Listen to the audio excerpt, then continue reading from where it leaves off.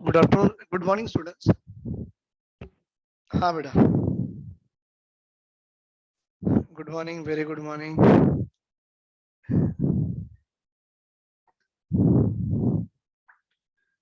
बेटा मैं ऑडिबल हूँ, देख लो, विजिबल भी हूँ, देख लो। या सर, थैंक यू बेटा। कल मैंने 17 ग्रुप की ऑक्साइड स्टार्ट कर रहा था, राइट? है ना? हाँ बेटा, 17 ग्रुप की ऑक्साइड स्टार्ट कर रहा था, जहां तक मुझे याद है। अगर आपको भी याद है तो बता दीजिए बेटा।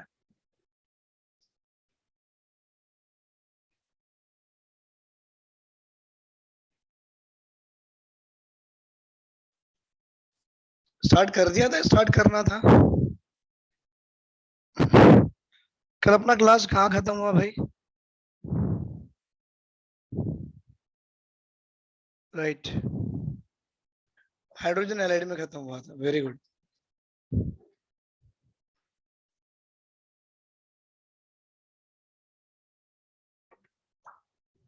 हम्म।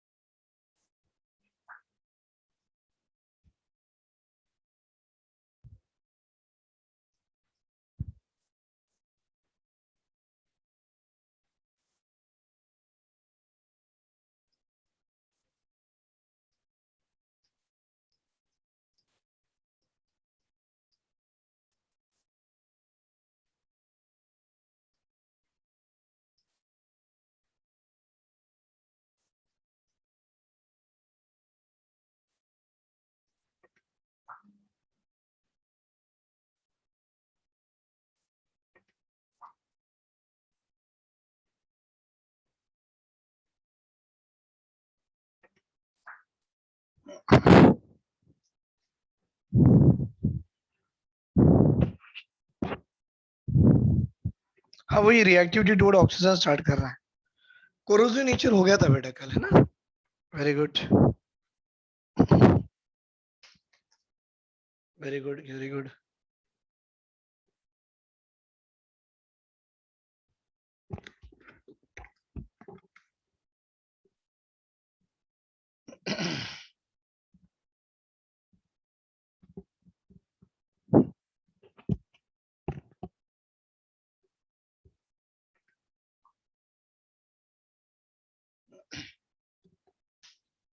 बेटा 17 ग्रुप में अभी हमें जो चालू करना है, that is the reactivity of this element toward oxygen called as oxide. तो यही अपना ग्रुप 17 ही है। और बेटा ये ग्रुप 17 एलिमेंट्स में हमें reactivity of this element toward oxygen की बात करना था, and that we can say sir this is called as oxides. Oxides की बात करेंगे। बट आप जानते हो ये जनरल टॉपिक है। अब 17 ग्रुप एलिमेंट को छोड़ के थोड़ा मैं अलग ऑक्साइड की बात करूंगा। एक्चुअली मुझे ये बताना भी पड़ता था, पहले भी बताया होगा, नहीं भी बताया, तो एक बार सुन लो, आपको बहुत काम की चीज है। 17 ग्रुप एलिमेंट में अगर आप फ्लोरीन की बात करो ना, तो ये जो फ्लोरीन होते हैं बेटा, ये फ्लोरीन जब ऑक्सीजन से रिएक्ट करेगा तो अपने अपने दो ऑक्साइड बनाते हैं। एक OF2 वाला ऑक्साइड बनाएगा और एक O2F2 वाला ऑक्साइड बनाएगा। और दोनों की टेंडेंसी फ्लोरीन देने की है, तो both will act as a strong fluorinating agent. चलो, इतना ही नहीं, इनकी स्ट्रक्चर्स की बात करेंगे। अगर आप स्ट्रक्चर ड्रॉ करो तो ये ऑक्सीजन के साथ दो फ्लोरीन जुड़ेंगे और ये अपने ऑक्सीजन के पास दो लोन पेयर होंगे। इसका मतलब इसकी हैबिटेशन तो sp3 होगी, क्योंकि दो बॉन्ड पेयर और दो लोन पेयर। यहाँ तक तो सही है। और इस ऑक्सीजन की अगर किसी ने पूछा कि भाई ऑक्सीडेशन नंबर कितनी है, तो बोलना +2।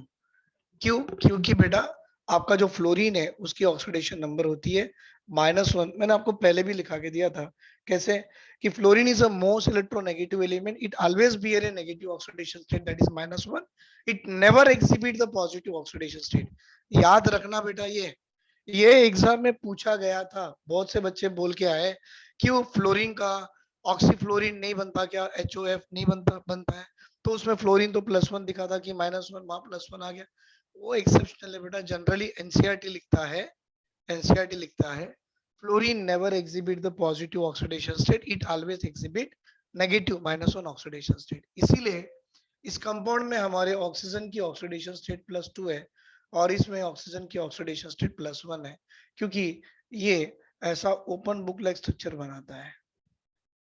हाँ भाई, ये ऐसा ओपन बुक लाइक स्ट्रक्चर बनाता है। और आप जानते हो लिंकेज को परॉक्सी लिंकेज है।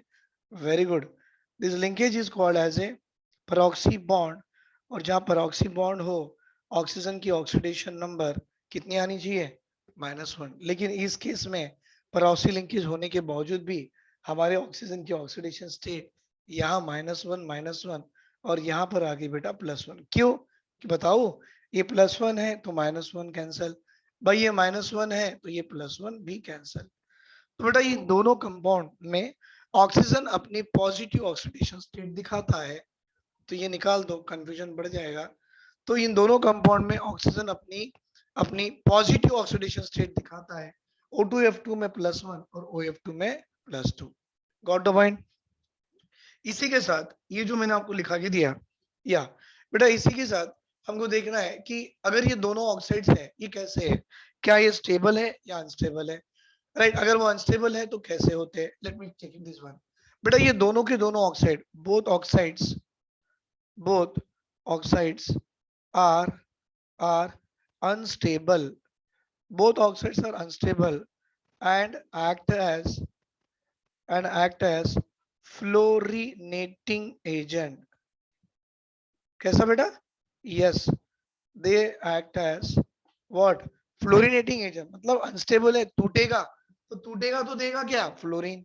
बेटा ये भी टूटेगा तो देगा क्या, फ्लोरीन। और दोनों की टेंडेंसी फ्लोरीन देने की है, so both will act as an what, fluorinating agent. पूछा गया है बेटा OF2 और O2F2 में किसकी डायपोल मोमेंट ज्यादा है, मैं बता दूं, OF2 और O2F2 में ये O2F2 की डायपोल मोमेंट ज्यादा है। भाई जिसकी डायपोल मोमेंट ज्यादा हो वो कैसा होगा, नॉन प्लेनर मॉलिक्यूल होगा। तो ये जो मॉलिक्यूल आपको O2F2 दिख रहा है ना, तो आप बोलोगे ये O2F2 is a non planar molecule. Clarity आ गया बेटा, और एक बार रिपीट करूं मैं, very good. Oxygen combining with a fluorine to form two oxide, एक आएगा OF2, एक आएगा O2F2। दोनों के दोनों कैसे बेटा, अनस्टेबल है, दोनों टूटेंगे तो क्या देंगे, फ्लोरीन, सो फ्लोरिनेटिंग एजेंट। बेटा इसमें ऑक्सीजन की ऑक्सीडेशन स्टेट +2, इसमें ऑक्सीजन की oxidation state +1, because fluorine is a highly electronegative element, is oxidation state always -1, right. दोनों में अगर देखा जाए इसकी डायपोल मोमेंट ग्रेटर देन 0 है, मतलब ये आपका नॉन प्लेनर मॉलिक्यूल हो गया। बेटा डायपोल मोमेंट ग्रेटर देन 0 मतलब not equal to 0, dipole moment not equal to 0, obviously molecule क्या हो जाएगा आपका, पोलर मॉलिक्यूल हो जाएगा। देख लो बेटा यहां तक।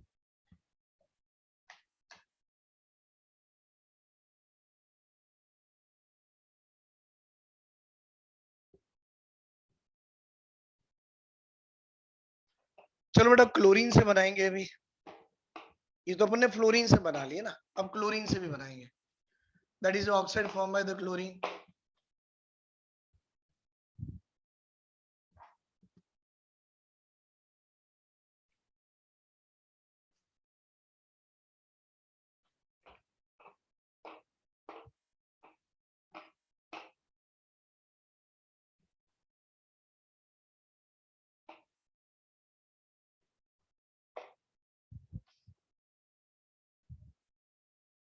हाँ बेटा क्लोरीन के भी ऑक्साइड जो होते हैं, it is form by the chlorine is Cl2O, ClO2, chlorine से बनने वाले Cl2O, ClO2। हाँ बेटा ये ऑक्साइड बनते हैं क्लोरीन के, Cl2O6, Cl2O7, these are the oxide formed by the chlorine। Exam में एग्जामिनर ये सब नहीं पूछता है, एग्जाम में एग्जामिनर पूछता है सेंट्रल एटम ऑक्सीजन की हाइब्रिडेशन क्या है। तो देखो भाई स्ट्रक्चर अगर बनाना आ जाए तो हाइब्रिडेशन आ जाएगा, नहीं तो आपको हाइब्रिडेशन का फॉर्मूला याद है वो भी लगा दो, आंसर आ जाएगा। 1/2 वैलेंस में 6 बेटा 1/2 6 + 2 8 8/2 4 Z की वैल्यू 4 सर sp3। तो ये जो ऑक्सीजन दिख रहा है ये sp3 में गया, मतलब इसकी ज्योमेट्री क्या होगी सर? Geometry tetrahedral. तो बेटा ज्योमेट्री टेट्राहेड्रल होगी तो इसकी शेप क्या होगी? इट इज ए हाँ एंगुलर शेप दिखने लग गया है। और एक बात बेटा यहाँ पर देखो अनपेड इलेक्ट्रॉन होगी ही नहीं, क्यों? क्योंकि ये पूरे पेड अप है और ये अनपेड अनपेड बॉन्ड बना लिया, ये अनपेड अनपेड बॉन्ड बना लिया, तो यहाँ पर कहीं अनपेड इलेक्ट्रॉन ही नहीं है। तो जहां अनपेड इलेक्ट्रॉन नहीं होगा उसका नेचर कैसा कहलाते हैं? डायमैग्नेटिक इन नेचर होता है। Got a point? लेकिन बेटा आपको याद है ये है ना, नीट एग्जाम में अब तक 3-4 बार पूछ चुका है इसके बारे में, ClO2 के बारे में। बेटा अगर आप स्ट्रक्चर ड्रॉ करना चाहो तो ये ऐसे होंगे। आपको याद है हम फर्स्ट ईयर 11th क्लास में वैलेंस बॉन्ड थ्योरी उसमें लेविस अंकल की लेविस डॉट स्ट्रक्चर पढ़े थे, उसका स्ट्रक्चर बनाने का तरीका देखो। बेटा total number of valence electron कितने हैं? इसके पास 7 है, इसके पास 6 है। 6 × 2 12, 12 + 7 19। बेटा 19 में देखो 2 + 2 4 खर्चा हो गए, 5 6 7 8 9 10 11 12 13 14 15 16, फिर आगे 17 18 और एक 19। तो देखो सर इसके पास एक लोन पेयर भी है और इसके पास एक अनपेड भी है। अनपेड होने का मतलब इसका नेचर सीधा पैरामैग्नेटिक हो गया। प्रेजेंस ऑफ अनपेड इलेक्ट्रॉन क्या बताता है भाई?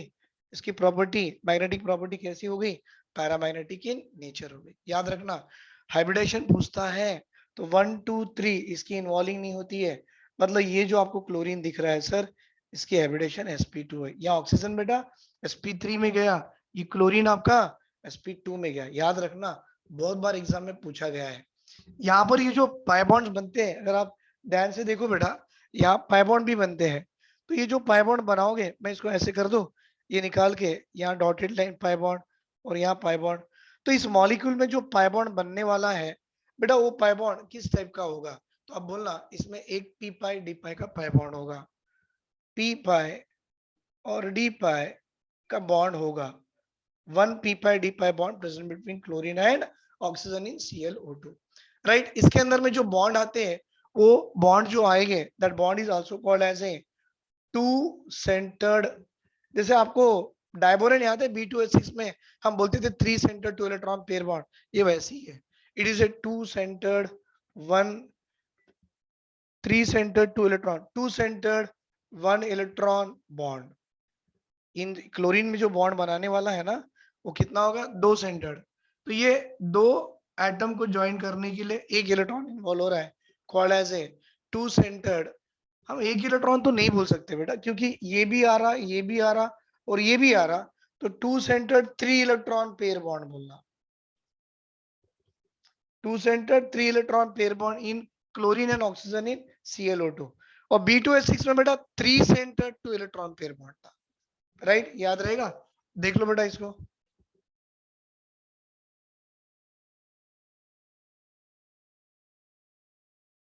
फिर आपको लग रहा सर इसके पास में एक अनपेड इलेक्ट्रॉन है तो ये अपना डायमरेशन बनाना चाहिए, तो लिख देना बेटा no does not form dimer, ये डायमर बनाता ही नहीं है। क्योंकि आपको लगता है डायमर बनाएगा तो Cl2O4 बन जाना चाहिए, बेटा इससे जो डायमर बनने वाला हाईली अनस्टेबल होता है, इसलिए does not form the dimer. बाकी के दो ऑक्साइड ऑफ क्लोरीन Cl2O6 एक आएगा, Cl2O7 एक आएगा, इनको अलग से देखेंगे हम लोग, Cl2O6 को और Cl2O7 को। बेटा Cl2O6 को अगर देखना है तो बड़ा आसान है, Cl2O6 क्लोरीन कितने हैं? 2, ऑक्सीजन कितने हैं? 6, तो कर दो ना भाई क्लोरीन से क्लोरीन 1 2 3 4 5 6 O O O, फिर O O O, इसकी double bond double bond double bond, देखो यहाँ double bond double bond double bond. Got point? अब पूछेगा भाई क्लोरीन की हाइब्रिडेशन क्या है? तो बोला क्लोरीन की हाइब्रिडेशन sp3 है। कैसे? बेटा एक सिग्मा, दूसरा सिग्मा, तीसरा सिग्मा, 4 सिग्मा, 4 सिग्मा sp3। बेटा sp3 आ जाए दैट मीन्स यहाँ पर आपका जो ज्योमेट्री होगी कैसी होगी? Tetrahedral. Very good.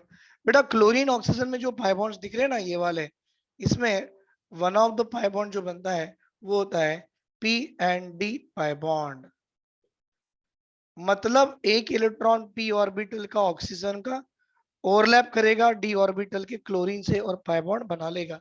pd pi bonds होते हैं। Got point? देख लो बेटा ध्यान से, क्योंकि ऑक्सीजन में d ऑर्बिटल अवेलेबल नहीं होगा। Got point? चलो, इसकी स्ट्रक्चर sp3 है, मतलब क्या आ गया, ज्योमेट्री बिकम है टेट्राहेड्रल। दूसरा बेटा Cl2O7 की भी बात करेंगे। सर अगर मैं Cl2O7 की बात करूं तो क्लोरीन 2, ऑक्सीजन 7, सब कुछ ऐसा, बीच में एक ऑक्सीजन लगा दो, 1 2 3 4 5 6 7। अब भी क्लोरीन के पास देखो बेटा 4 सिग्मा बॉन्ड है, हाइब्रिडेशन क्या दोगे? वेरी गुड सर, इसकी भी हाइब्रिडेशन sp3, इसकी भी hybridisation sp3, very good, sp3 hybridisation है भाई। ये मॉलिक्यूल कैसा है तो नॉन प्लेनर बोलना, ये मॉलिक्यूल कैसा है तो Cl2O7 is a non planar molecule. बेटा ये भी नॉन प्लेनर, सारे टेट्राहेड्रल नॉन प्लेनर ही होते हैं। हाँ, इसमें जो आपका कार्बन ऑक्सीजन के जो क्लोरीन ऑक्सीजन का बॉन्ड बना है बेटा, ये भी dp का पाई बॉन्ड है, d orbital of chlorine and p orbital of oxygen to form the dp pi bond. खास बात बताऊं मैं, Cl2O7 मॉलिक्यूल में अनपेड इलेक्ट्रॉन कहीं भी नहीं है, तो सर इसकी नेचर है diamagnetic in nature. IIT mains में पूछा गया है, इसलिए मैंने आपको स्पेशल लिख के दिया, इसकी नेचर कैसी है, डायामैग्नेटिक इन नेचर। देख लो बेटा,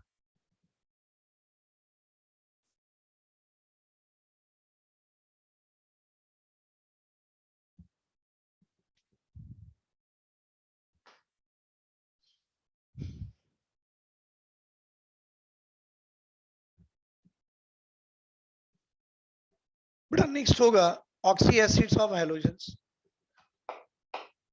क्या सब ब्रोमीन के ऑक्साइड्स नहीं बनते हैं? बनते हैं बेटा।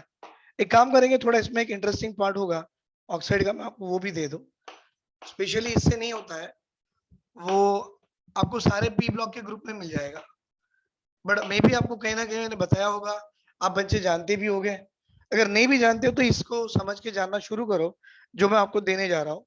बहुत अच्छा टॉपिक है बेटा ये। देखिए क्या है, सुनो।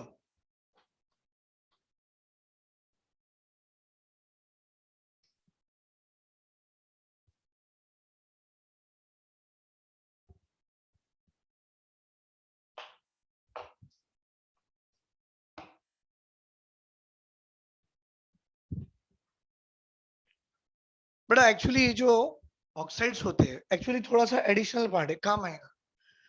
बेटा हमसे पूछा गया बेसिक ऑक्साइड्स क्या है, सुन लो, इससे पहले भी पढ़ाया था, फिर रिपीट करने का दिल किया तो मैं कर रहा हूं। तो बोलना सर मेटल के ऑक्साइड्स बेसिक ऑक्साइड्स होते हैं, अच्छी बात है। तो मैं मेटल का ऑक्साइड सोडियम लिख दूं, अच्छी बात है। सर मेटल का ऑक्साइड मैग्नीशियम लिख दूं, वो भी अच्छी बात है। अब सारे मेटल के ऑक्साइड बेसिक ही होंगे, राइट। फिर हमसे पूछा गया भाई एसिडिक ऑक्साइड्स क्या हो सकते हैं, तो आप बोलना acidic oxide sir non metal के ऑक्साइड्स, नॉन मेटल के ऑक्साइड्स आपके एसिडिक ऑक्साइड हो सकते हैं, अच्छी बात है। सर नॉन मेटल क्लोरीन को उठा लो Cl2O7, सल्फर को उठा लो, हाँ बेटा ये सब नॉन मेटल है ना, इनके ऑक्साइड एसिडिक हो सकते हैं, राइट। लेकिन एक काम की बात मैं बता रहा हूँ, ये एनसीईआरटी का स्टेटमेंट है, आपको पढ़ने से मिल जाएगा, और जो बच्चे नहीं पढ़ना चाहे तो मैं दे दूंगा। बेटा metal with higher oxidation state, metal with higher oxidation state forms acidic oxide। हाँ, हायर ऑक्सीडेशन स्टेट वाले मेटल एसिडिक ऑक्साइड बनाते हैं, जैसे कि भाई ये ले लो आप Mn, हर बेटा मैंगनीज का ऑक्साइड क्या बनाएगा, MnO2 बना लो, नहीं बनता? हाँ बेटा MnO2, KMnO4 और MnO4, तो ये ऑक्साइड ऑफ Mn है। बेटा ये ऑक्साइड ऑफ क्रोमियम है, या तो Cr2O3 बना लो भाई +3, क्योंकि +6 देखो इसकी मैक्सिमम ऑक्सीडेशन स्टेट इसमें है, तो ये एसिडिक ऑक्साइड है।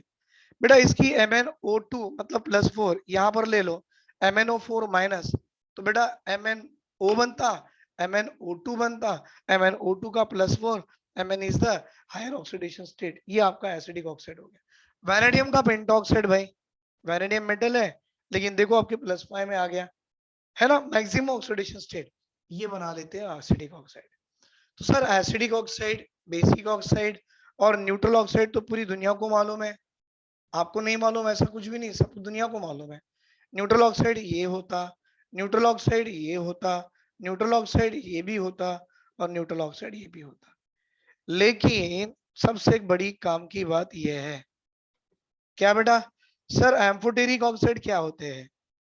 तो भाई एक काम कर लेना, एम्फोटेरिक ऑक्साइड के लिए आप एक छोटा सा गाना गा लेना। कौन से? सुनो, क्या?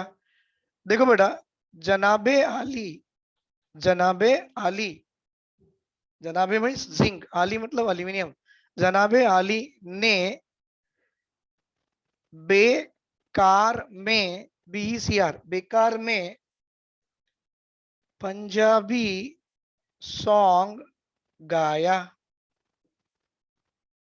देखो बड़े, लिखना है तो लिख लो, जनाबे आली ने बेकार में पंजाबी सॉन्ग गाया। बेटा इसकी ऑक्साइड ये है एम्फोटेरिक, इसकी ऑक्साइड ये है एम्फोटेरिक, इसकी ऑक्साइड ये है एम्फोटेरिक, इसकी ऑक्साइड Cr2O3 ले लो या CrO3 ले लो। हाँ बेटा, ये उसकी एम्फोटेरिक की ऑक्साइड है। बेटा इसकी ऑक्साइड, फिर आप बोलोगे ये क्या हो गया, तो भाई +3 की पकड़ो, इसकी ऑक्साइड दो दो हो सकती है, ये भी हो सकती है ना, carbon, silicon, germanium, tin and lead, और इसकी ऑक्साइड थर्ड ग्रुप से है ना। तो ये सारे ऑक्साइड बेटा आपका नेचर क्या दिखा रहा है, एम्फोटेरिक इन नेचर। तो हो सके तो स्टेटमेंट बना लो ना बेटा, याद ही हो जाएगा। जनाबे आली ने बेकार में पंजाबी सॉन्ग गाया, हो गया। भाई पूरी दुनिया में यही एम्फोटेरिक ऑक्साइड है। IIT मेंस में हो, नीट में हो, कहीं भी पूछो, सीधे एक ही बोल देना, जनाबे आली ने बेकार में पंजाबी सॉन्ग गाया और एम्फोटेरिक ऑक्साइड को बनाया, खत्म। Is it clear? ये एडिशनल चीज मुझे आपको बतानी थी, थोड़ा बुक से हटके है, लेकिन नीट और IIT में इसमें बार बार पूछा भी जाता है। Is it clear? Is it clear? समझ में आ रहा बेटा? आप लोग क्लास सुन रहे हो ना? नहीं सुन रहे? अरे अरे ऐसा कैसे हो गया?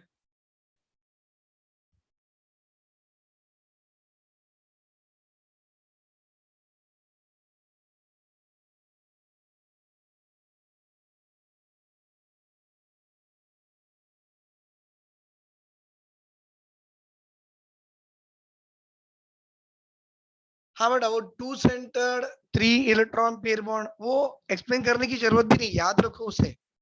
एग्जाम में एग्जामिनर नहीं पूछेगा कैसे बनाया, बना के दिखाओ, ना ना ना, उसको याद रखो बेटा। क्या हो गया बेटा, बच्चे लोग रेस्पॉन्स नहीं कर रहे? Are you able to understand or not? सब चीजें समझ में आ रही है, नहीं आ रही है? आ रही है? अगर आ रही है तो बोलो ना बेटा फिर।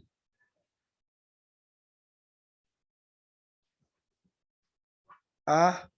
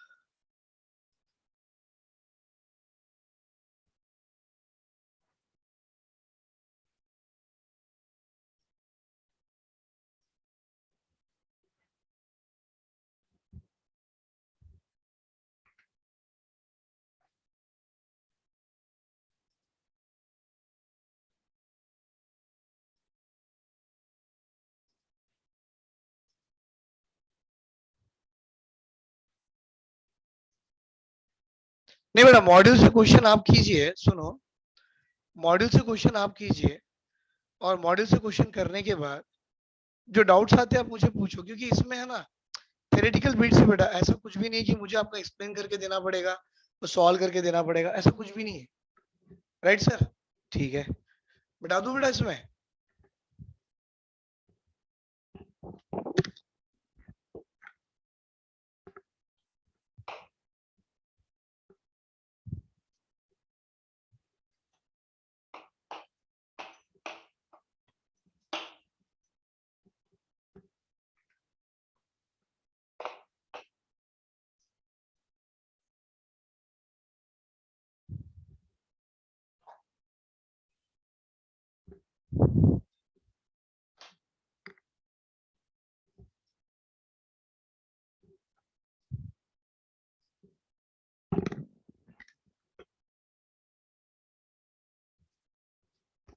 बेटा यहाँ oxide of chlorine and fluorine दोनों देखे, थोड़ा फ्लोरीन का एक इंपॉर्टेंट पॉइंट वो भी बता दूं मैं। ये जो ऑक्साइड्स का टॉपिक जो चल रहा था हमारा, इसमें एक इंपॉर्टेंट टॉपिक ये बताना था, ये जो आपका O2F2 है ना बेटा, और OF2, दोनों के दोनों act as a fluorinating agent है, दोनों के दोनों। लेकिन आपका O2F2 जो होता है, it oxidizes plutonium to PuF6, it oxidizes plutonium to PuF6, right? इतना ही नहीं, और as it has a tendency to oxidize the plutonium to PuF6, मतलब ये वाला reaction है, it is used in removing plutonium as PuF6 from the spent nuclear fuel, and hence this reaction is used to remove plutonium from spent nuclear fuel। बेटा ये spent nuclear fuel में जो plutonium होता है उसको निकालने के लिए इसमें आपको O2F2 डाल देना है, तो O2F2 इसमें से जो प्लूटोनियम है उसको कन्वर्ट करा लेगा in the form of PuF6 में और निकाल लेगा, hence it oxidizes plutonium to plutonium hexafluoride. Right? अच्छी बात है, ये एक अच्छा सा एक पॉइंट था एनसीईआरटी का, मैंने दे दिया। दूसरी बात बेटा, अगर आप ऑक्साइड्स की बात कर रहे हो तो क्लोरीन, ब्रोमीन, आयोडीन ये सारे ऑक्साइड्स बनाते हैं जिसमें oxidation state of halogens will ranges from +1 to +7। तो देखो बेटा, chlorine, bromine and iodine, right, they all have a tendency to form the oxides, they form oxides, and oxidation state इसमें बेटा ranges from कहां से कहां तक, +1 से लेके +7 तक इनकी ऑक्सीडेशन स्टेट रेंज करती है। हाँ भाई देखो, अभी बना के देखो आप, Cl2O7 कितना आ गया, +7, तो इनकी ऑक्सीडेशन स्टेट इतनी ज्यादा रेंज करती है। मतलब इसमें एक चीज आ गया, काइनेटिक फैक्टर और थर्मोडायनामिक फैक्टर दोनों के दोनों इन्वॉल्व होते हैं, एंड जब दोनों के दोनों इन्वॉल्व हो जाएंगे फैक्टर, तो इसमें क्या हो जाएगा, stability of the oxides change हो जाएंगी। तो हमको इतना पता है, a combination of the kinetic and thermodynamic factor lead to the generally decreasing order of stability of oxide formed by the halogen। मतलब सबसे ज्यादा स्टेबल ऑक्साइड किसका होगा, तो भाई ये बता देंगे, आयोडीन से बनने वाला ऑक्साइड सबसे ज्यादा स्टेबल होगा और ब्रोमीन से बनने वाला ऑक्साइड सबसे कम होगा। मतलब chlorine is the intermediate of this thing and it is the order of stability of oxide form by this group element. हाँ बेटा, ये एनसीईआरटी का स्टेटमेंट है, मैंने आपको दिया है कि आयोडीन से बनने वाला ऑक्साइड ज्यादा स्टेबल है और ब्रोमीन से बनने वाला ऑक्साइड कम स्टेबल है। और इसके पीछे रीजन क्या होगा, एक काइनेटिक फैक्टर और thermodynamic factor is the reason behind it. अब उसके बारे में ज्यादा एक्सप्लेनेशन नहीं करेंगे, रीजन हो सकता है, reason due to combination of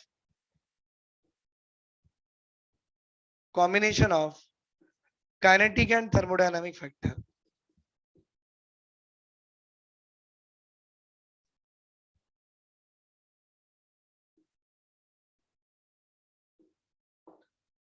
तो बेटा यहाँ ऐसा बताया गया है, a combination of the kinetic and thermodynamic factor lead to generally decreasing oxides of बेटा what stability of the oxide formed by the halogen. Iodine is more stable and bromine will be less stable. अब बात आ गई बेटा, higher oxides of the halogen tends to be more stable than the lower oxide one. तो ये भी एक point दिया गया है, higher oxides of halogens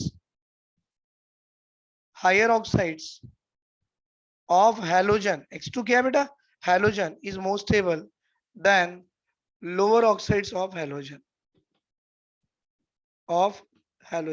हाँ बेटा, हायर ऑक्साइड्स होंगे वहां पर क्या होगा, पोलराइजेशन ज्यादा होगा, ओवरलैपिंग अच्छी होगी, बॉन्ड स्ट्रांग होगा, डेफिनेटली द मॉलिक्यूल बनेगा मोर स्टेबल होगा.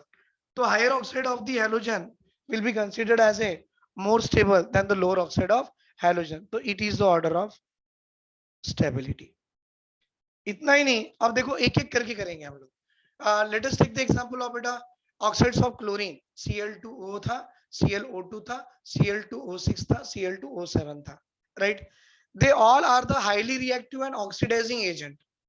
तो देखो एक पॉइंट बना लो, Cl2O, ClO2, Cl2O6, Cl2O7, they all are highly reactive.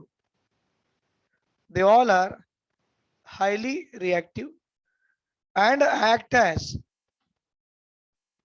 Oxidising agent. मतलब किसी दूसरे को ऑक्सीडाइज करते लेकिन खुद तो रिड्यूस हो जाएंगे. Got the point? Yes, act as an oxidizing agent, highly reactive as well as oxidizing agent. देख लो बेटा ये चार है, act as a highly reactive and oxidizing agent. बेटा इसमें ये जो आपको दिख रहा है Cl2O और ये बेटा ClO2, इन दोनों में ये जो आपको ClO2 दिख रहा है ना, ClO2, sir it act as bleaching agent. हाँ बेटा कैसे मालूम? Tendency to give the nascent oxygen. Nascent oxygen अगर दे दें, उस नेसेंट ऑक्सीजन को आपने पास कराना है through the coloured compound converted into colourless, that means it shows bleaching agent due to formation of nascent oxygen. मतलब it shows is bleaching action due to oxidation. हाँ बेटा पूछता है SO2 अपनी ब्लीचिंग एक्शन दिखाता है ड्यू टू व्हाट, ClO2 अपनी bleaching action दिखाता है ड्यू टू व्हाट, ओजोन अपनी ब्लीचिंग एक्शन दिखाता है ड्यू टू व्हाट. बेटा ओजोन ब्लीचिंग एक्शन दिखाता है due to oxidation, ClO2 bleaching action दिखाता है due to oxidation, but SO2 अपनी ब्लीचिंग एक्शन दिखाता है ड्यू टू रिडक्शन. याद रखना सबसे इंपॉर्टेंट है.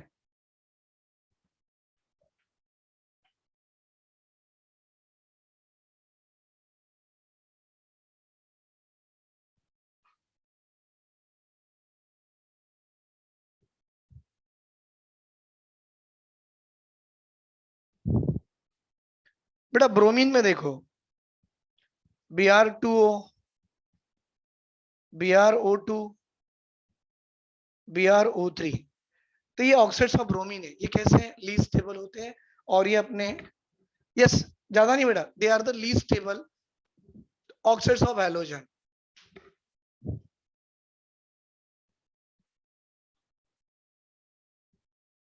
दे are the least stable oxides of halogen. वैसे आपको दिख भी रहा होगा बेटा, आप देख सकते हो वहां दिया हुआ है वेयर, यस, क्योंकि सबसे ज्यादा स्टेबल तो आयोडीन था, सबसे कम स्टेबल ब्रोमीन है, इसमें ये मिडल में आ गया. मैंने इसके बारे में बात किया तो सबसे लीस्ट स्टेबल कौन हो गया बेटा, ब्रोमीन के ऑक्साइड हो गया. बेटा they act as a powerful, देखो क्लोरीन के तो ऑक्सीडाइजिंग एजेंट ऐड कर रहे हैं, पर सबसे अच्छा पावरफुल ऑक्सीडाइजिंग एजेंट कौन होगा, जो लीस्ट स्टेबल होगा. So they act as an what, powerful oxidising agent. याद रहेगा क्योंकि लीस्ट स्टेबल है, इजीली टूट जाएगा. It gives rise to oxygen, जिसकी टेंडेंसी ऑक्सीजन देने की है, that means loss of oxygen can undergo reduction, act as an, है ना बेटा, ऑक्सीडाइजिंग एजेंट. तो इजीली ये होगा, और थोड़ा सा बॉडी कैन से डिफिकल्टी से ये होगा, compare to this oxide of bromine will act as an powerful oxidising agent. देख लो बेटा एक एक पॉइंट बना के दे रहा हूं मैं इसमें से.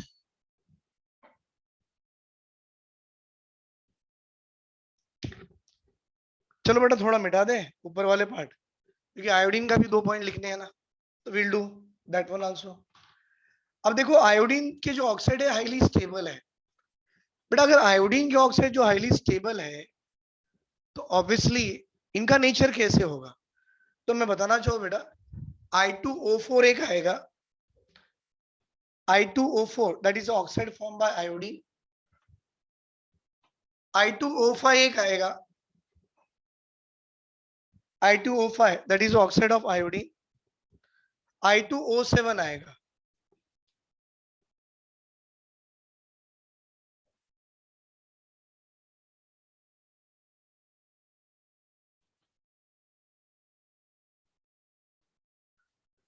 और ये जो I2O4 हो गया, I2O5 हो गया, I2O7 हो गया, सारे के सारे insoluble solids होते हैं। They all are the insoluble solids। बेटा these insoluble solids अगर है, अगर आप इनको देखो, they can decomposes on heating। That means which one will act as a good oxidizing agent इसमें? I2O5 is act as a good oxidizing agent। सारे के सारे ऑक्सीडाइजिंग एजेंट है, पर पावरफुल कौन होंगे बेटा? लेस स्टेबल ऑफ ऑक्साइड, किसकी? ब्रोमीन, ये आगे पावरफुल। बाकी के भी हो गए, बट इन सब में ये गुड ऑक्सीडाइजिंग। बाकी ये सारे इसमें all are oxidising agent, but इसमें one of the oxide of chlorine shows bleaching action due to its oxidation. Got a point? Very good. ये I2O5 का अगर आप यूज देखते हो ना, it is use in the estimation of CO भी use आता है। I2O5 it is use in estimation of CO carbon monoxide के एस्टिमेशन में भी इसका यूज किया जाता है। राइट बेटा, देख लो इसे।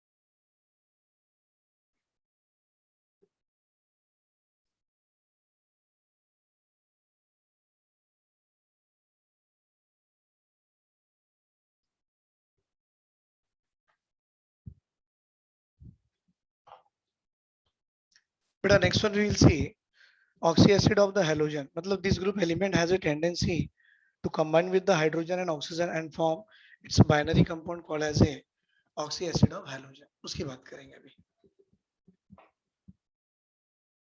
बेटा ये नोट्स बहुत इंपॉर्टेंट है, मैं आपको बार बार बता रहा हूँ, ये नोट्स को अच्छे से फेयर कर लेना है। प्रीवियस ईयर्स के बेटा IITs के, मेंस के, प्रीवियस ईयर आपके नीट के, हमारे मॉड्यूल कॉलेज के मॉड्यूल से जो क्वेश्चंस आते हैं वो अब देखो बेटा, ये मेरे नोट्स में और आपके NCERT से अपने आप बनते जाएंगे।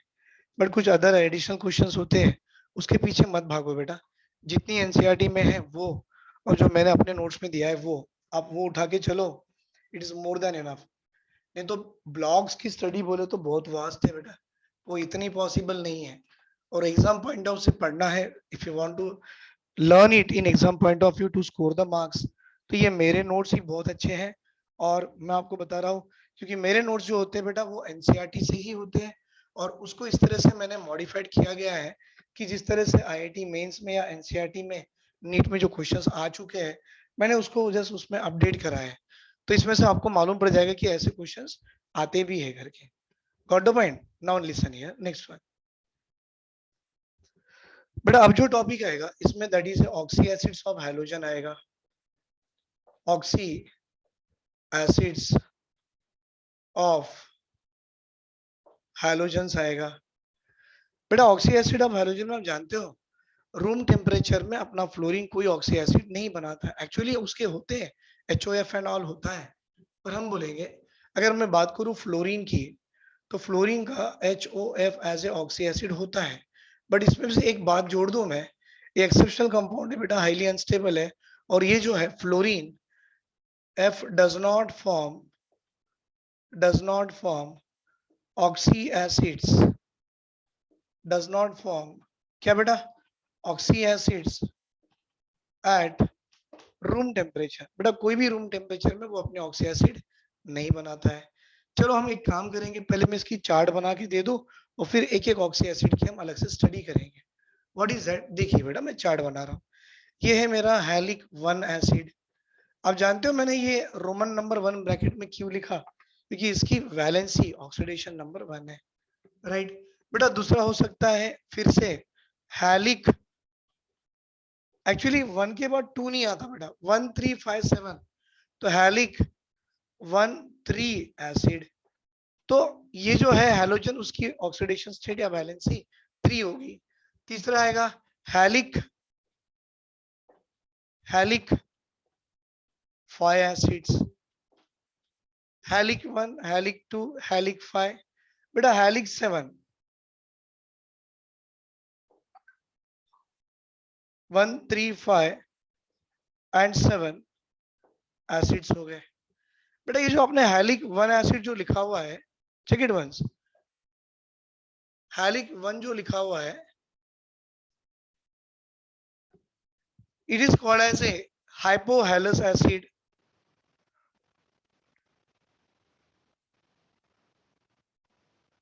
it is called as a hypohalous acid। बेटा ये जो हैलिक 3 दिख रहा है ना, हैलिक 3, it is called as a halous acid।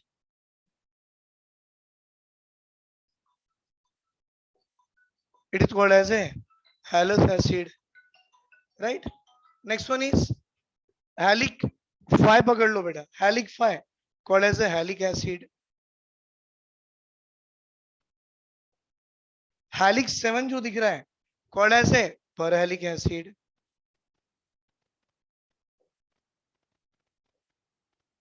called as a परहैलिक acid, right. अब देखो यहां पर मैं आपको बना के दे रहा हूं, ये हैलिक 1 जो है, तो एक छोटा सा चार्ट बना लेंगे, मतलब इजी हो जाएगा आपको समझने के लिए कि कौन से कंपाउंड कौन से एसिड बनाते हैं और कौन से कंपाउंड कौन से एसिड नहीं बनाते। We learn it over. Fluorine की बात करो तो फ्लोरीन की अगर बात करते हो एफ फ्लोरीन, तो वो अपना HOF बनाएगा, बट रूम टेम्परेचर में नहीं बनाएगा, याद रहेगा। हाइपोफ्लोरस एसिड, हाइपोफ्लोरस एसिड, बेटा इसकी फ्लोरीन के बाकी फिर कोई भी एसिड नहीं बनते हैं, ना तो 3 वाले, ना तो 5 वाले, ना तो 7 वाले। हाँ क्लोरीन बड़ा अच्छा है, सारे बनाता है भाई वो, ये जो आपका क्लोरीन है सारे बनाएगा। कैसा? पहले ले लो बेटा H, देखो ये जो हैलिक एसिड है ये HOX में आता है, कैसे आता है बेटा? HOX बना ले, HOX। हैलिक 3 है तो बेटा HOXO। हैलिक 5 है HOXO2। बेटा हैलिक 7 है HOXO3। तो जहां जहां X से लगाते जाओ HOCl, फिर आएगा HOClO, फिर आएगा HOClO2, फिर आएगा HOClO3। बेटा ये HOClO को क्या मैं ऐसा HClO2 लिख दूं? सही है सर। बेटा इसको HClO3, ये भी सही है सर। इसको HClO4, ये भी तो सही है। बेटा नाम देखो हाइपोक्लोरस एसिड, क्योंकि हाइपोहैलस लिखे ना आपने, तो you should call this as a hypochlorous acid. Oxidation state of chlorine is या -1। सॉरी बेटा -2 +1 -1 बिकम +1। इस क्लोरीन की ऑक्सीडेशन स्टेट यहाँ +1 है बेटा, इसकी यहाँ +3 है सर, इसकी यहाँ +5 है सर, इसकी यहाँ +7 है। नाम देखो बेटा, हैलस एसिड है, Cl है, तो name will be called as a what, chlorous acid. याद रखना, क्लोरस एसिड मींस HClO2 होगा या HOCl होगा, हाइपोक्लोरस एसिड मींस HOCl होगा। बेटा ये देखो, हैलिक मतलब halic acid called as a what, chloric acid. Sir chloric acid का फॉर्मूला आएगा HClO3 या तो HOClO2। क्लोरिक एसिड, इसका नाम परहैलिक है, called as a perchloric acid. बहुत काम की चीज है ये perchloric acid, I tell you, बहुत ज्यादा काम की है। अब ब्रोमीन से ब्रोमीन से ब्रोमीन से ये नहीं बनता, बाकी सब बनते हैं। बेटा आयोडीन से ये नहीं बनता, बाकी सब बन जाते हैं। आई होप अभी इसके फॉर्मूले नेम तो आप लिख ही सकते हो।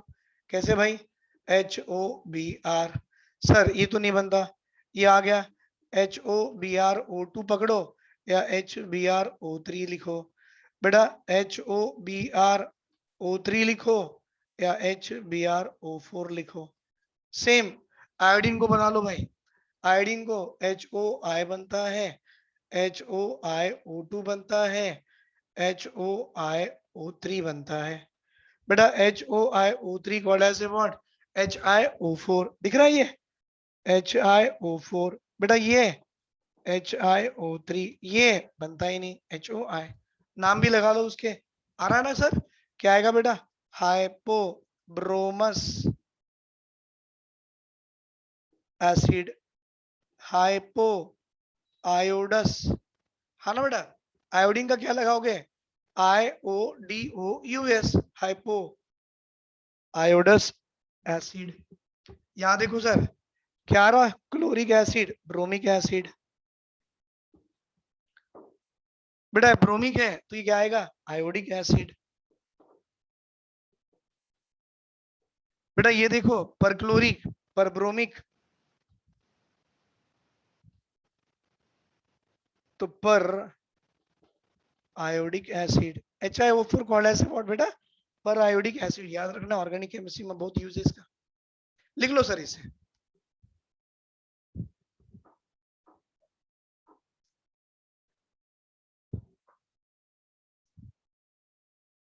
बन गया, वेरी गुड। बेटा अब हम जो इंपॉर्टेंट है एग्जाम में पूछा जाता है, that is oxy acid of chlorine के बारे में बहुत पूछा गया है।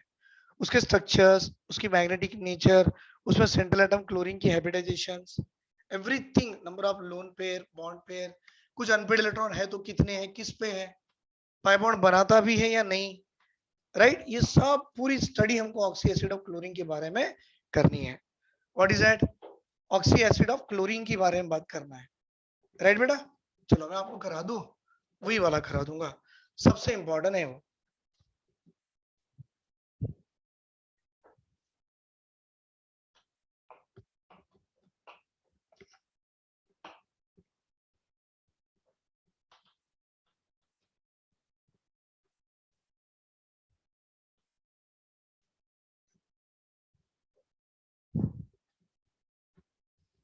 Sir oxy acid of chlorine, अभी नाम तो आपको मालूम ही हो गए। पहला वाला है HOCl, called as a what, hypochlorous acid.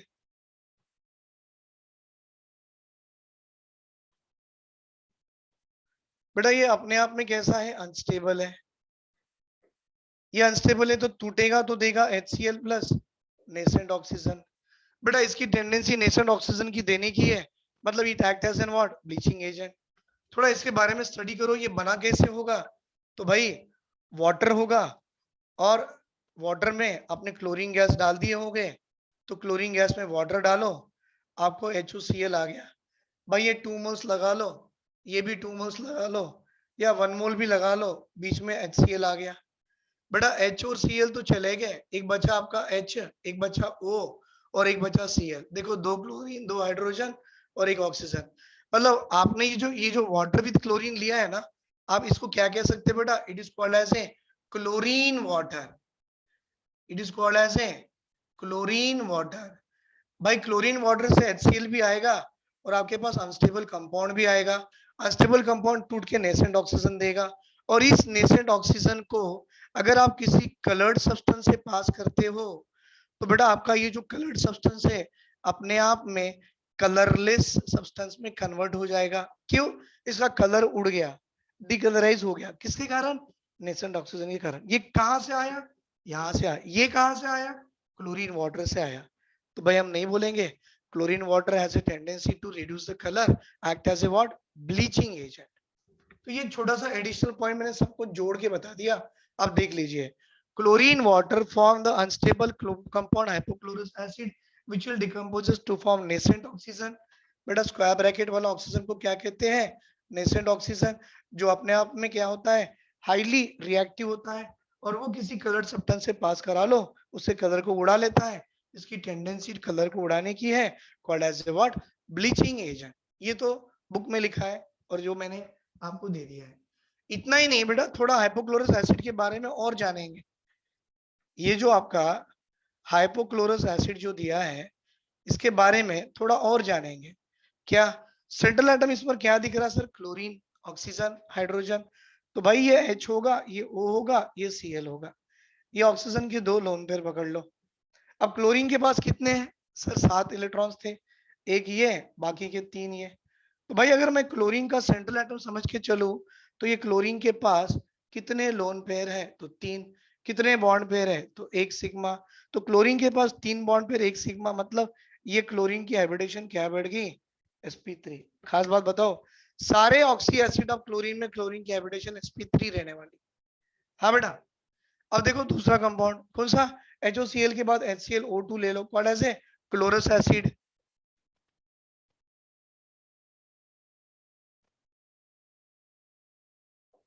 बेटा HClO2 called as a what? Chlorous acid. Chlorous acid की स्ट्रक्चर बना के देखो, 2 ऑक्सीजन है, याद रखो बेटा। हमेशा एक ऑक्सीजन अपने H को लेके तो बैठेगा ही बैठेगा। ये क्लोरीन है, अच्छी बात है, और ये आपका OH है, चलो अच्छी बात है। फिर ये डबल बॉन्ड है, HClO2 तो आ गए बेटा। क्लोरीन के पास 1 2 3 4 5 6 7 बन गया sir. 2 lone pair 2 sigma bond, तो क्लोरीन की हाइब्रिडेशन अब भी sp3। दिख रहा बेटा? हाँ, वेरी गुड। तो इस केस में आपको अगर पूछा जाए इसकी स्ट्रक्चर कैसी है तो बोला ये एंगुलर है, ऊपर नीचे लोन पेयर 2 बॉन्ड पेयर। बेटा ये कैसा है? सीधा sp3 है but shape become a linear, सीधा बॉन्ड बना रहा है, इसको काउंट नहीं करते। Shape decided by number of lone pair and bond pair, geometry decided by hybridization. Tetrahedral geometry चलेगा, शेप लीनियर बोलो। टेट्राहेड्रल ज्योमेट्री चलेगा, शेप एंगुलर बोलो, क्योंकि शेप बेटा ये बॉन्ड पेयर और ये लोन पेयर ही डिसाइड करेगा। तीसरा ले लो, HClO3। बेटा नाम क्या होगा? Hypochlorous chlorous chloric acid.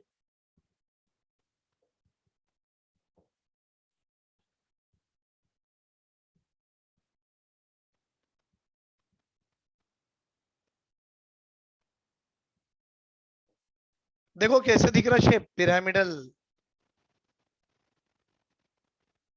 Geometry tetrahedral है no doubt, but shape become है व्हाट? पिरामिडल। हाइब्रिडेशन sp3 है भाई, यहाँ कुछ चेंज नहीं हो रहा है। और आखिरी का जो आएगा HClO4। सर HCl4 का है व्हाट? Perchloric acid. बेटा इसको नाम दे दो आप परक्लोरिक एसिड। परक्लोरिक एसिड में क्लोरीन एक भी लोन पेयर नहीं भाई, 4 ऑक्सीजन है ना, 1 2 3 4, एक OH है, लगा दो। अरे यार, एक OH है बीच में लगा दो, बाकी डबल बॉन्ड हो डबल बॉन्ड हो डबल बॉन्ड हो, कुछ फर्क नहीं पड़ता। देखना है तो ऐसे भी देखो, फिर ये OH ले लो, ये डबल बॉन्ड हो, खत्म। क्या है इसकी हाइब्रिडेशन? sp3 और नो लोन पेयर, तो शेप भी टेट्राहेड्रल और ज्योमेट्री भी इसकी क्या है बेटा? टेट्राहेड्रल है। Is it clear? चलो स्ट्रक्चर के साथ देख लिए, थोड़ी सी केमिकल प्रॉपर्टीज भी देखेंगे बेटा इनकी।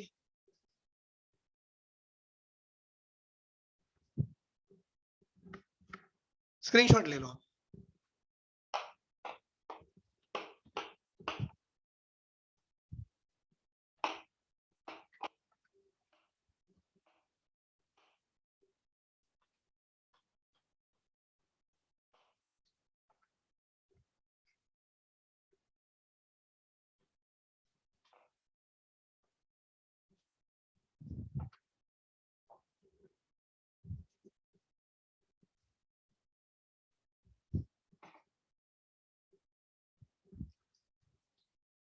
बेटा इसकी केमिस्ट्री के बारे में अगर बात करो, प्रॉपर्टीज के बारे में और अगर बात करो, तो हम ऐसा लिख सकते हैं, as the oxidation number of the halogen increases या oxidation state increases, as the oxidation state increases acidic strength increases। हाँ बेटा यही रीजन है उसका, देखो oxidation state increases acidic strength increases. कैसे, एग्जांपल करा दे बेटा, HClO, HClO2, HClO3, HClO4 +7 +5 +3 +1, ये ऑर्डर हो गई एसिडिक स्ट्रेंथ की। बोलो सर, किसी को कोई डाउट है बेटा? नहीं है ना, वेरी गुड बेटा। Basicity of all oxy acid of halogen is 1।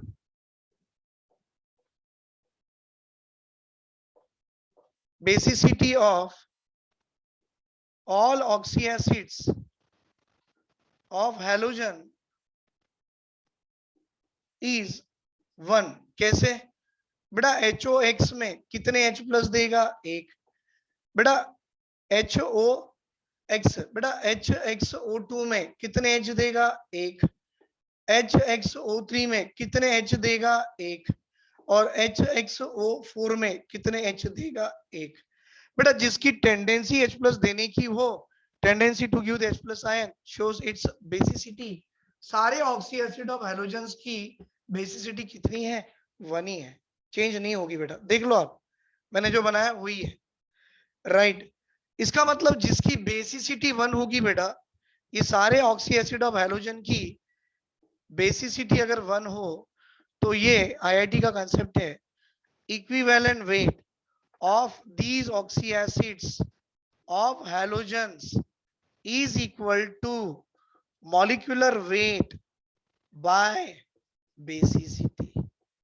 by basicity तो 1 है, hence we can say equivalent weight is equal to molecular weight। कोई भी equivalent weight निकालो बेटा किसी भी ऑक्सी एसिड का, उसकी equivalent weight जितनी होगी उतनी उसकी molecular weight होगी, क्योंकि equivalent weight is equal to molecular weight by valency factor करते हैं। अगर एसिड है तो उसमें बेसिसिटी देखा जाता है, अगर बेस है उसमें एसिडिटी देखा जाता है, number of replaceable OH minus ion. और इस ऑक्सी एसिड की बेसिसिटी अगर 1 हो तो बाय 1 लगा दो, जितनी इक्विवेलेंट वेट, जितनी मॉलिक्यूलर वेट होगी उतनी उसकी इक्विवेलेंट वेट होगी। समझ में आ रहा है सर?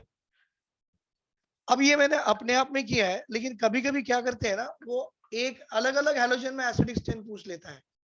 बेटा एग्जामिनर बहुत ही इंटेलिजेंट होता है, इतना आसान नहीं है एग्जामिनर जब पेपर बनाता है। अब वो क्या कर देता है, अपने आप में ही हैलोजन को चेंज कर देगा, HOCl, HOBr, HOI, और आपसे पूछ दिया तीनों में एसिडिक स्ट्रेंथ सबसे ज्यादा किसकी है, तो भाई बताओ, क्लोरीन की ज्यादा देन ब्रोमीन, ब्रोमीन की ज्यादा than iodine. It is the order of acidic strength. क्यों?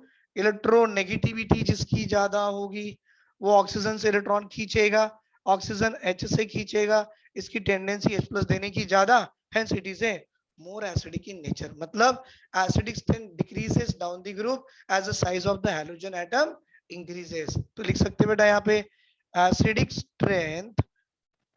strength decreases down the group, decreases down the group as the size of halogen atom, as the size of halogen atom increases। देखो बेटा, chlorine, bromine, iodine size बढ़ गई, electronegativity कम होगी, tendency to take the electron कम हो गया, इसकी टेंडेंसी H प्लस देने की कम है, इसकी ज्यादा है, इसकी ज्यादा हो, act as a stronger acid. देख लो बेटा इसको भी।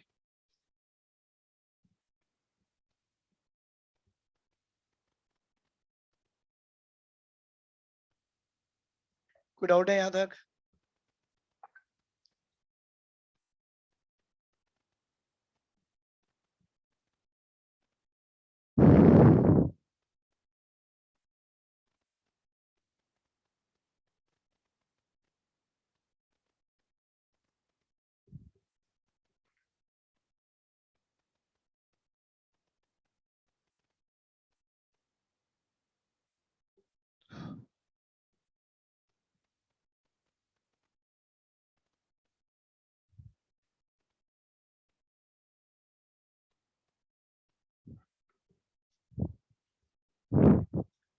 बेटा ये था about the oxy acid of halogens. I hope आपने देख लिया है ऑक्सी एसिड ऑफ हैलोजेंस, और मैंने पूरा करा के दे दिया है। बेटा अब जो बाकी है अब वो हो गए, that is inter halogen compound करके एक टॉपिक होगा अपने इसी में, और उस इंटर हैलोजन कंपाउंड के हमको बेटा कैरेक्टरिस्टिक्स भी पढ़ने हैं, हमको कैरेक्टरिस्टिक भी पढ़ने हैं, और उसके बाद में उनके स्ट्रक्चर्स उनके प्रिपरेशंस वो भी देखने हैं, और साथ ही साथ में हम लोग एक एक कंपाउंड भी कर लेंगे। What is that? The compound form by the halogen like a chlorine, right? Compound form by the halogen that is HCl hydrochloric acid करके कंपाउंड आएगा, उसके बारे में बात करेंगे। तो will discuss all this thing to this one, right, in our next class. तो मैंने आपको ये जो बता दिया बेटा अबाउट द इक्विवेलेंट वेट तक, ये कंसेप्ट है, दिख रहा है बेटा आपको? ये इक्विवेलेंट वेट तक का जो कंसेप्ट मैंने पढ़ा दिया, ये बहुत इंपॉर्टेंट कंसेप्ट है। मैं चाहूंगा यहाँ तक आप एक बार रिवीजन कर लो, क्योंकि इसके बाद में जो पढ़ाना है मुझे कंपाउंड ही पढ़ाने हैं। That is a compound form by the chlorine is a Cl2 and chlorine is a HCl, ये दो पढ़ाने हैं। और एक inter halogen compound, halogen halogen से कंबाइन होके इंटर हैलोजन कंपाउंड बनते हैं ये। तो ये अभी भी स्टार्ट किया तो खत्म भी नहीं होगा, बड़ा टॉपिक है। तो what I will do, I will do in my next class. तो टिल हियर मैंने जो आपको करा के दिया इसको एक बार रिवीजन कर लीजिए। इस टॉपिक पे प्रीवियस ईयर IIT मेंस में, और ये जो टॉपिक पी ब्लॉक में प्रीवियस ईयर नीट में जितने भी क्वेश्चन आए एक बार आप देख लो, मेरे नोट्स NCERT और वो प्रीवियस ईयर के क्वेश्चन एक बार देख लो, तो आपको आइडिया जाएगा कि ये नोट कितने आपके लिए हेल्पफुल है। Got the point? तो इसी के साथ बेटा I will end my class now, right? Thank you बेटा, thank you very much, have a great day, take care, bye.